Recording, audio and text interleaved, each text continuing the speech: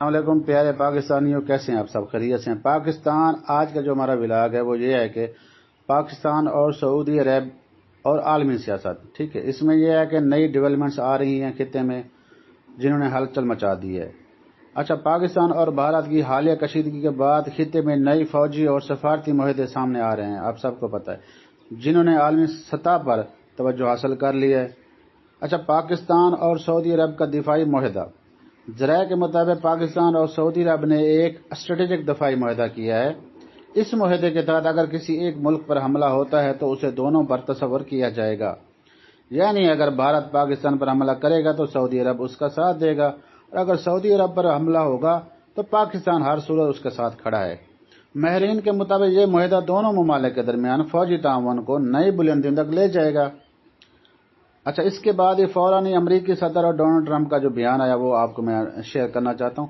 اس کے ساتھ ہی امریکی صدر ڈونلڈ ٹرمپ نے برطانیہ کے وزیر اعظم سے ملاقات میں اعلان کیا ہے کہ امریکہ دوبارہ بگرام ایئر بیس، جو کہ افغانستان میں ہے، پر واپس جانے کا ارادہ رکھتا ہے۔